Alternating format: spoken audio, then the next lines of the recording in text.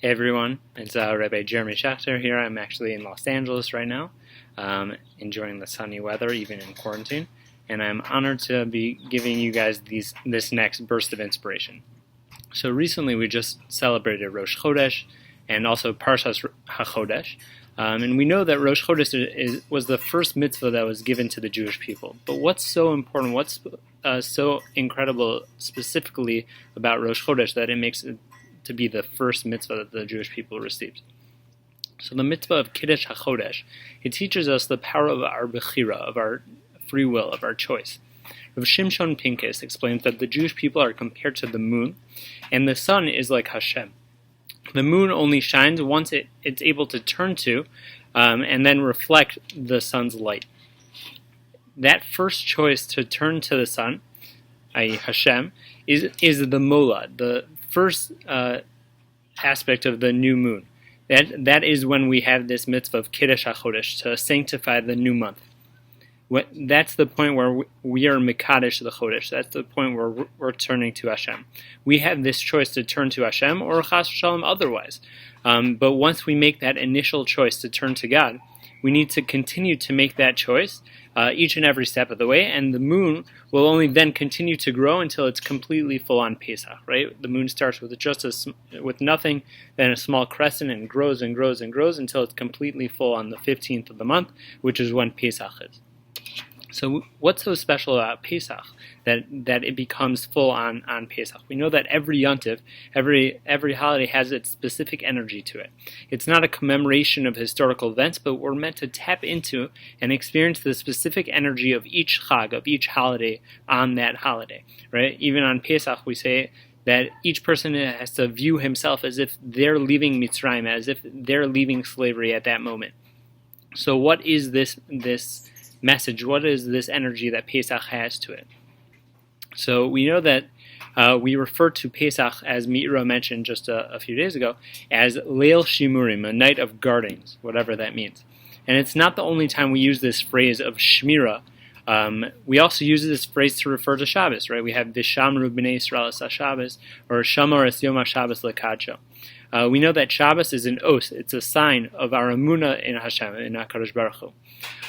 Right? If we didn't keep Shabbos, we wouldn't be testifying to the creation of the world, that God is God who created the world in 6 days, and rested on the seventh.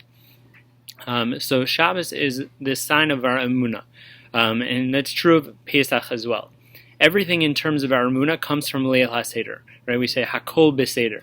Everything comes from the Seder. Rav Pincus also explains that the energy of Pesach is the concept of his chadshus, is renewal. On Pesach we become like new. On Pesach, Hashem tells us that we're not like everyone else. Everyone else who, in their process of renewal, in their process of the moon growing, it waxes and wanes, right? They start, if they turn to positivity, then they have the crescent, and then comes to the full moon, and from the full moon, it starts to decrease to the other side, right? You get it until the point where there's no moon at all, where it's back to nothing. But we say that Hashem tells us that we're different. We're not like the other people. That when we turn to Hashem, we make that choice with our bechira. We start with that crescent and get to that full moon. At that point, we don't decrease, but we stay there. We stay at that full moon and only increase, right? We get to our full strength, that full moon, and we don't decrease from there. Chazal tell us that on Leil HaSeder we can reach incredible heights, but we can skip steps, so to speak. We eat b'chi pazon, with haste, and it's quicker than normal. It doesn't take that gradual stepping stone that it normally takes in terms of our growth. On Seder night, we can skip steps. We go quickly. And then after that, we have Sfiras HaOmer. We begin counting to be able to concretize and build that level that we reached initially on Seder night. We continuously build ourselves in the next 49 days until it results in that deepest connection with HaKadosh Baruch Hu in terms of receiving the Torah on Shavuos.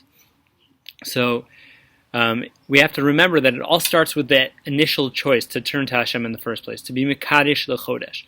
Bnei Yisrael were at an incredibly low level when they were in Mitzrayim as slaves. They were slaves for 210 years. They were able to sink Rahman al to the 49th level of Tuma, right? An incredibly low level that the rabbis tell us that if they would have sunk to the 50th level, they wouldn't have been able to turn back from that. But because it was the 49th level, they were still able to just turn to Hashem. They were able to flip everything around and were able to be redeemed from Mitzrayim. They saw incredible miracles, right? All it takes, though, is to choose to turn to HaKadosh Baruch Hu and mirror Him like the moon. Like that moon, just that small sliver, that little crescent of light that comes from Hashem. Nisan, and specifically Leil HaSeder, this month, and specifically the Seder night, it represents this concept of renewal. We know that Hashem specifically created this world with the opportunity for new beginnings. Right? We have Rosh Hashanah in Tishrei, but also we have this concept of the first month being Nisan. Right? But of course, Kol HaSchalos are kashos, that all beginnings are difficult. The new reality we're faced with right now, social distancing, this terrible virus, is a difficult one, right? Unfortunately, a lot of us were in one place. We dreamed of being in yeshiva or seminary for the year, and now, unfortunately, we're in a new place. It's difficult. No one's taking that away, but it's up to us to remember that ultimately Hashem has a plan, and kol de'avid rachmana letav avid, that anything that Hashem does is for the good. The Kloisenberger Rebbe used to say that we cover our eyes during Shema. Everyone knows this. When we're taught as kids, when we first learn the Shema, that you cover your eyes with your right hand. What are we doing when we're covering our eyes with the Shema? In the Shema, we say Hashem Elokeinu Hashem Echad. Right? We use two different names for Hashem. We use Yud Kei Vav Kei, which represents compassion, the compassion of Hashem. We also use the name Elokim, which represents the judgment of Hashem. We cover our eyes, says the Kloisenberger Rebbe, that to show that it doesn't matter how we see things with our own eyes, right? We know that Hashem is acting with compassion, whether it's Hashem, compassion, or Elokeinu, din of judgment, Hashem Echad, that it's really all one, that it's really coming through the compassion of Hashem, no matter what we see. Right? We view this world with blinders on. We don't always see the full picture, and it might be difficult for us, and it really is. But ultimately, Hashem has our best interest in mind. We know that Hashem wants what's best for us and would never do anything to hurt us.